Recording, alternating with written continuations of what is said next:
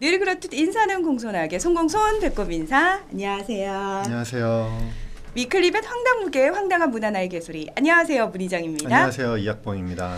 우리가 왜 사회에서 네. 이슈가 되면은 여론이 한번 확 들끓었다가 금방 사그라들잖아요. 네. 근데 이 강아지 공장과 관련된 이슈는 아직까지도 많은 사람들의 관심 속에 있는 것 같아요. 네, 지금 저희 녹화 날 기준으로 거의 강아지 공장 그 방송이 된 게 한 달 정도 됐거든요. 근데 아직까지도 이슈가 사그라들지 않고 있고 오히려 이슈가 점점 커지는 것 같아요.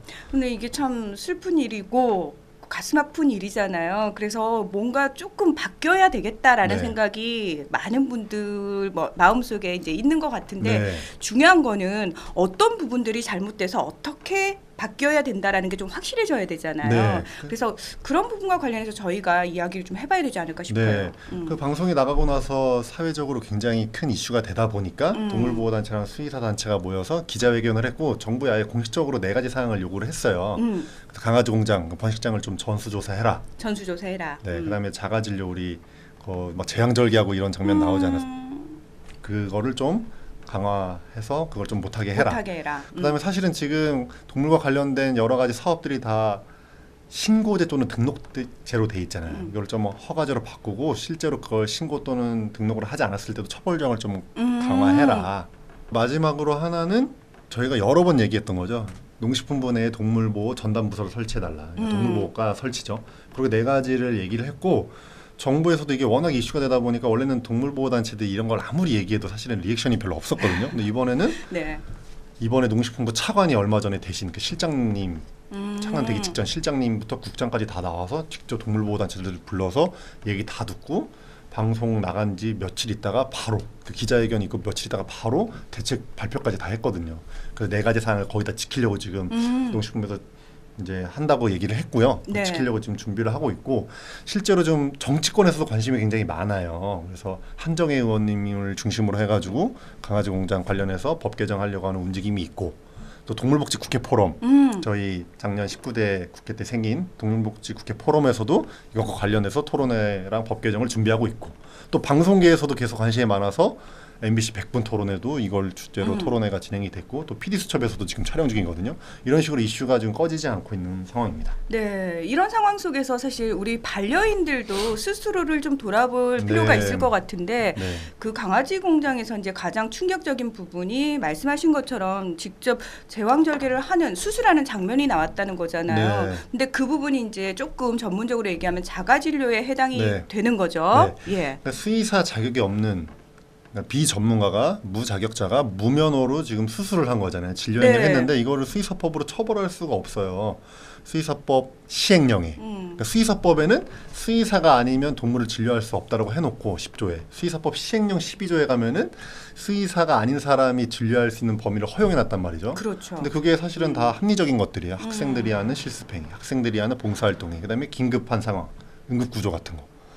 이거 3개는 다 우리가 이해를 하는데 나머지 하나가 바로 자기가 사육하는 동물에 대한 진료 행위거든요. 그러니까 자가진료 조항이죠. 이것 때문에 그분이 수의사가 아님에도 배를 가르고 제왕절개 수술을 했는데도 처벌을 못하는 거잖아요. 그것 때문에 많은 분들이 격분을 하셨는데 사실은 이 자가진료 행위가 굉장히 이 번식장에서만 이루어지는 행위가 아니에요. 우리 주변에서도 많이 이루어지고 있어요. 저 그 부분에 대해서 좀 질문을 드리고 싶은 게 이제 많은 분들은 수술이라는 어떻게 보면 좀 극단적인 행위가 나왔기 때문에 이제 충격을 받으셨는데 네. 단순히 그 자가진료라는 게 이렇게 우리가 확 구분되는 그런 행위뿐만 아니라 일상적으로 이게 자가진료인지도 모르는 행위들, 그러니까 일상적으로 반려인들이 하고 있는 행위들 중에서도 사실은 조금 위험한 행위들이 있지 않나요? 그렇죠. 우리가 자가진료 조항이 지금 없애져야 된다고 주장하는 이유 중에 하나가 자가진료 행위가 바로 동물학대로 연결되기 때문이거든요. 그렇죠. 그런데 많은 분들이 방송을 보시고 저건 말이 안 된다. 자가진료 조항 없어져야겠다라고 얘기하면서 본인이 키우는 동물한테는 자기도 모르게 자가진료 행위를 하고 동물학대 행위를 하고 있거든요. 그래서 오늘은 그런 부분을 좀 짚어드려야 될 것 같아요. 그러니까 예를 들어 이런 거죠. 그러니까 수의사의 어떤 판단이나 조언 없이 개인적으로 판단해가지고 사람약을 먹이거나 바르는 행위 뭐 이런 것들. 그 다음에 수의사가 진단하지 않았는데 어떤 비전문가의 조언을 듣고 약물을 구입해가지고 투약하는 행위. 그 심지어 강아지 단위 수술, 단미 수술 이런 거 하잖아요. 네. 이런 것들 방법까지 인터넷 공간에 공유가 되면서 강아지 단미 수술하는 방법. 그래서 실제 단미수를 집에서 하시는 분들이 있고, 그다음에 백신이랑 주사기를 직접 구입해가지고 자기 강아지나 고양이한테 예방 접종을 하는 행위들. 이런 행위들도 사실은 다 자가진료 행위들이에요. 그래서 이런 부분도 충분히 동물 학대다라고 얘기를 하면은 이분들 중에 일부분은 아니 어떻게 배를 가르고 재앙절개 한 것과 내가 우리 집 강아지 고양이 주사 놓는 거를 비교하냐. 아니 이렇게 왜 얘기하는 분들이 있습니다. 그렇죠. 이렇게 비유를 하는 거죠. 그냥 우리 애가 아프면은 그러니까 사람도 아이가 아프면 엄마가 약 당연히 지어가지고 와서 먹이잖아요. 그냥 그 차원으로 생각을 한 거지 절대 학대의 의미가 아니었거든요. 그렇죠. 네. 게다가 그냥 약만 한 번 먹이면 되는 거고 하는 건데 굳이 그 아이를 병원까지 또 데리고 간다는 것도 사실 약간 비용적 부담도 있고요. 그래서 많은 반려인들이 실제로 그런 사소한 행위들은 그래도 조금 해도 되는 거 아니에요? 라고 네. 반문하실 것 같아요. 그러니까 자가진료 조항이 수의사법에서 아예 자가진료 조항이 허용되어 있는 나라는 우리나라밖에 없는데 다른 나라는 없어요. 뭐 미국, 일본 다 없거든요. 하지만 동물 키우시는 분들이 그런 지금 말씀하신 수준의 간단한 행위들은 다 그냥 하는 거야. 그냥 그걸 뭐 단속하고 이런 건 아니거든요. 근데 문제는 우리나라는 자가진료 조항이라고 아예 이걸 법에 허용시켜 놨기 때문에 이런 누구나 이해할 수 있는 정도의 수준이 아니라 배를 가르고 주사를 놓고 하는 행위까지 다 허용이 되어 있는 거거든요. 그러니까 자가진료 조항이 없어져야 되는 이유는 동물학대를 방지하기에 없어져야 되는데 지금 말씀하신 부분들까지는 문제가 되지 않아. 이런 건 얼마든지 할 수 있어요. 앞으로도. 그런 부분은 걱정할 필요가 없고 제가 말씀드리는 것 중에 이제 제일 크게 얘기하는 건 바로 이게 자가 접종 행위거든요. 자가 접종. 네, 그러니까 백신 접종을 지금 직접 하시는 분들이 굉장히 많아요. 근데 이거 굉장히 위험한 행동이거든요. 주사를 직접 넣는다고요? 주사를 직접 놔요. 심지어 주사약을 판매하는 약국에서는 접종 방법을 이렇게 프린트를 해서 브로셔를 만들어가지고 다 놔줘요. 뭐 피부를 몇 센치 이상 드시고요. 주사기를 꼽아서 어떻게 하시면 됩니다. 이런 것까지 다. 이게 지금 우리나라에서 벌어지고 있는 행위인데 자가진료 조항 때문에 이게 전혀 불법이 아니라는 거. 주사는 굉장히 위험한 거 아닌가요? 위험합니다. 왜냐하면 이게 면역학적인 지식이 조금만 있는 사람들이 조금만 있어도 이런 걸 절대 허용할 수가 없다고 판단할 수밖에 없거든요. 아니 우리가 사람 애기한테 간단하다고 주사를 직접 놓지는 않잖아요. 그렇죠. 근데 왜 동물한테는 그래요? 그러니까 말입니다. 저 진짜 좀 그러니까 이게 아마 충격이었어요. 자가진료 조항이 생긴 지가 벌써 20년이 넘었기 때문에 아름아름 하던 게 불법이 아닌 게 이제 알려지면서 자연스럽게 그냥 당연히 하는 것처럼 돼버린 것 같은데 절대로 해서는 안 되는 행위고 그래서 이번 그 사건을 계기로 자가진료 조항이 없어져야 될 텐데 그러려면은 지금 아무 생각이 없이 또는 별다른 문제의식을 갖지 않고 자가접종을 하고 자가진료 행위를 하시는 분들도 이거를 하면 안 된다는 인식을 가지셔야 될 것 같아요. 그것도 분명히 동물학대 행위입니다. 그러니까 사실은요 몰라서 지금까지 네. 그리고 다른 분들도 하시니까 그리고 내가 오랫동안 동물을 키웠는데 별다른 문제가 없었으니까 이런 여러 가지 이유로 하고 계신단 말이죠. 네. 그렇다면 구체적으로 어떤 행위들이 좀 위험할 수 있고 해서는 안 되는지 네. 그런 것과 관련해서 혹시 오늘은 뭔가, 좀 백신 접종 얘기만 좀 하고 싶은데요. 어느 정도로 이게 위험하냐면 예를 들어 백신을 접종했을 때 면역학적으로 그러니까 우리가 항원항체 반응을 일으키는 거잖아요. 항체를 만들어내서 병을 방어하게 하는 거잖아요. 근데 면역 반응을 일으키면서 애들이 쇼크가 올 수 있어요. 쉽게 말해서 쇼크. 근데 우리가 많은 분들이 자가접종을 해놓고 실제로는 그 부작용 사례가 일어났는데 그걸 또 사진 찍어서 지켜보시는 거예요. 우리 애 얼굴이 부었어요. 우리 애 얼굴이 빨개졌어요. 막. 근데 이거 너무나 위험한 행동이에요. 그 정도 수준에서 그치면 참 다행이고 심지어는 이 기도가 막혀갖고 애가 사망하는 경우도 생길 수가 있거든요.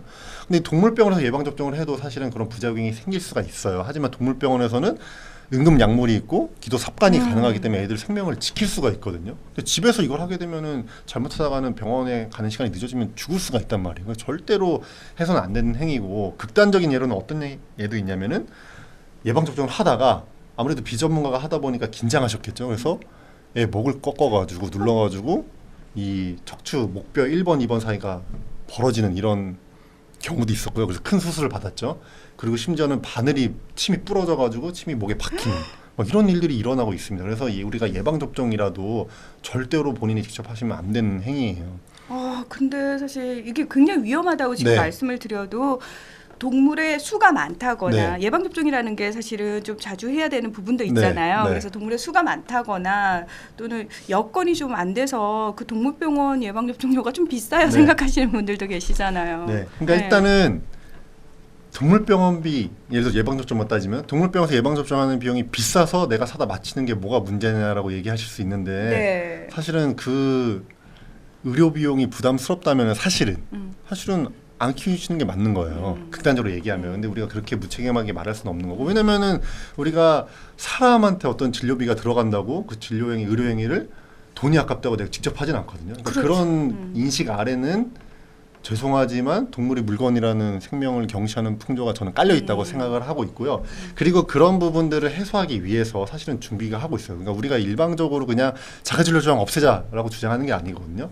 수의사회와 정부와 동물보호단체가 힘을 합쳐가지고 그런 게 자가진료 조항이 없어졌을 때 경제적으로 타격을 받을 수 있는 그러니까 자립도가 좀 떨어지는 보호소의 보호 동물들 이런 부분들 그다음에 일반인 분들 중에서도 좀 의료비 부담을 느끼시는 분들을 한테 도움을 주기 위해서 수의사회에서 봉사단체를 꾸려서 그 의료 사각지대를 지금 커버하려고 하고 있거든요. 또 동물 진료비 부담 자체를 줄일 수 있는 제도적 장치를 마련하려고 같이 준비를 하고 있어요. 그러니까 대안 없이 자가진료 조항만 없애자고 하는 게 아니거든요. 그러니까 그런 걱정은 안 하시면 좋을 것 같아요. 그러니까 일부 사람들이 자가진료 조항이 없어지면 그러니까 동물 진료를 못 받는 의료 혜택을 못 받는 동물들이 늘어나서 동물 복지가 땅에 떨어질 거다. 이제 그런 일은 없을 거라는 거죠. 대안이 같이 충분히 마련되고 있어요. 그러니까 우리가 또 자가진료를 얼마나 사람들이 쉽게 생각하냐면 예를 들어 제가 지금 백신 접종만 예를 들면서 부작용 사례를 말씀드렸잖아요.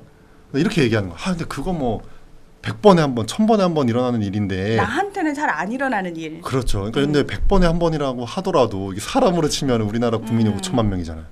100명 중에 한 명 50만 명이거든요. 50만 명. 1000명 중에 한 명에도 5만 명이에요. 이거 절대 적은 숫자가 아니거든요. 그러니까 이게 비율이 절대 100분의 1, 1000분의 1이라도 낮지 않다는 거. 그리고 그 100분의 1, 1000분의 1이 내 반려동물이 될 수 있다는 거예요. 그렇죠. 그러니까 절대로 자가진료 행위는 하면 안 되고 분명히 동물학대 행위입니다. 그래서 지금 아무 생각 없이 사람 먹는 약을 먹이거나 단미 수술을 하시거나 예방접종을 자기가 주사기 사다가 하시는 분들은 절대로 그런 행위를 이제 더 이상 하시면 안 될 것 같아요. 근데 이게 또 하나 문제가 되는 게 뭐냐면은 뭐 그런 거 하면 안 됩니다라는 게 너무 이성적으로 와닿기는 해요. 근데 많은 분들이 이렇게 피부에 딱 와닿게 내가 이걸 완전히 하면 안 돼라는 생각을 좀 잘 못 하실 것 같아요. 그러니까 법적으로 분명히 이거를 조항을 받고 개정해야 될 부분이 있는데 사실 제 생각은 아무리 법 개정이 된다 하더라도 이 인식이 중요하잖아요. 그래서 저희 데일리베이스에서 뭘 하고 있냐면은 이 자가진료 부작용 사례들을 좀 우리가 공유하고 알릴 필요가 있겠다. 예를 들어서 이런 사례들이 접수가 돼요. 실제 저희한테 자가 접종을 했더니 우리 집 개가 이렇게 자가 접종은 절대로 하지 않아야 된다는 걸 제가 이번에 깨달았습니다. 이렇게 막 공유하시는 분들이 있거든요. 그러니까 이런 사례들을 접수받아서 공유하고 널리 알려서 자가 진료 때문에 피해를 보고 동물 학대를 받는 그런 동물을 좀 줄이기 위해서 자가 진료 부작용 사례 공유 센터를 저희가 만들었거든요. 데일리벳 사이트에서. 그래서 뭐 저희가 포털에 나가니까 자가진료 그냥 뭐 부작용 정도만 쳐도 지금 그 공유센터 주소가 나와요. 그래서 이런 것들을 저희 거기 들어오셔가지고 많이 공유해 주셨으면 좋겠어요. 그러면은 실질적으로 거기 아무나 들어가서 글을 쓸 수 있나요? 네, 그렇게 저희가 해놨거든요. 볼 수 있고 누구나 이거 사례를 공유할 수 있게 해놨기 때문에 오셔서 그런 걸 좀 공유해 주셔가지고 피해받는 동물을 좀 줄입시다 저희. 저희가 왜 그런 얘기 하잖아요. 내가 하면 로맨스고 남이 하면은 그렇죠. 불륜이라고 얘기를 하는데 사실은 그 강아지 공장 그 화면 속의 모습들이 끔찍하다고 생각을 하셨다면은 내가 혹시 동물에게 하고 있는 사소한 행동이 또 같은 동물 학대가 아닌지에 대해서 좀 생각해 볼 수 있는 계기가 됐으면 좋겠다라는 바람도 가져봅니다. 네, 그렇습니다. 끝으로 혹시 하고 싶은 말씀 있으신지? 자가진료는 동물 학대입니다, 여러분. 예. 자, 우리 입장에서는 사소할 수 있지만 동물에게는 생명이 왔다 갔다 할 수 있는 굉장히 위험한 행위일 수 있습니다. 자, 위클리벳 황당무계 오늘은 여기까지입니다. 함께해 주셔서 고맙습니다. 감사합니다.